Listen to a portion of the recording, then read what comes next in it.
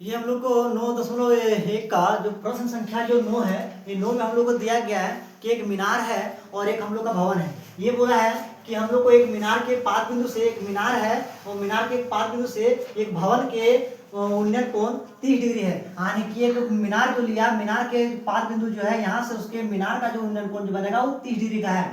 और फिर बोलता है कि भवन की पाद बिंदु से, ये भवन के पाद बिंदु से मीनार का उन्नयन कोण हम लोग का 60 डिग्री बनेगा। ये हम लोग का 60 डिग्री बनेगा। तो बोलता है कि यदि मीनार की ऊंचाई 50 मीटर दिया गया तो भवन की ऊंचाई ज्ञात करें। अगर हम लोग को इसकी ऊंचाई ज्ञात करनी है, ये हम लोग का मीनार है, ये हम लोग का भवन है। ये हम लोग का क्या है, ये हम लोग का मीनार है और ये हम लोग का भवन है। भवन की ऊंचाई हम लोग को ज्ञात करनी, कैसे ज्ञात करेंगे?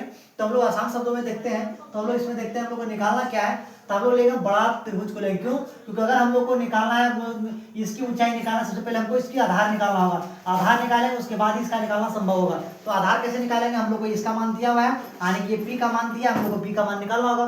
तो हम लेके चलते हैं किसमें, समकोण त्रिभुज ए बी सी में, ए बी सी में, ए बी सी में। अगर ए बी सी में देखते हैं तो हम लोग को दिया हुआ है, क्या दिया हुआ है, ए बी सी में देखते हैं तो ये हम लोग का एंगल कितना दिया है, 60। आने की यहाँ लगेगा tan 60। बोले tan 60 क्यों लगेगा?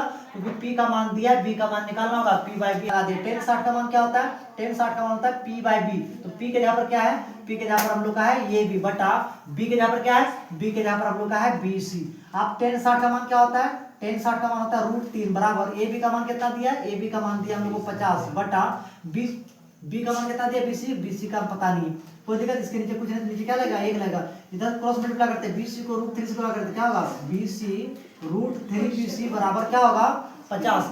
अब हम लोग देखते हैं कि ये हम लोग को 3 गुना में है, यहाँ क्या आएगा, भागा में, यानी कि BC बराबर होगा 50 बटा √3। कभी भी हम लोग को रूट में कोई संख्या नीचे नहीं होती है, इसीलिए इसको क्या करेंगे, परिमेयकरण कर देंगे।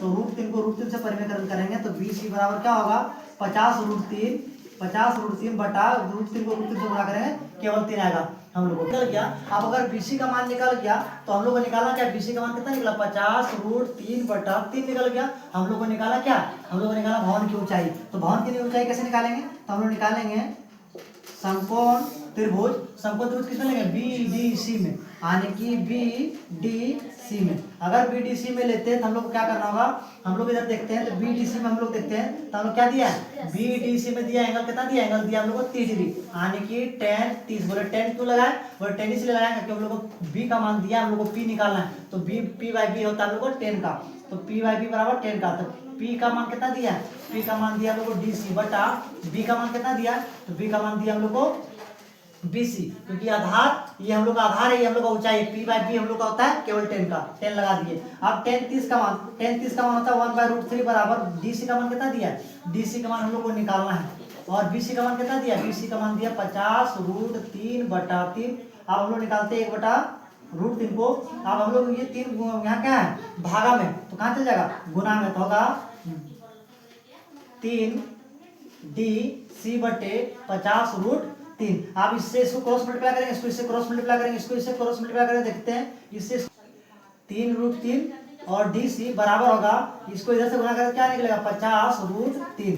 अब हम लोग क्या करते हैं, यहाँ हम लोग देखते हैं तो यहाँ हम लोग इसको गुना में कहाँ आएगा, भागा में, यानी कि DC बराबर होगा 50 √3 बटा 3 √3। ये √3 से √3 कट गया, ये 3 कटे मतलब 50 में काटेंगे, पता निकला DC बराबर 16 × 3 = 48 × 2 बटा 3। ये हम लोग होगा मीटर में, ये होगा हम लोग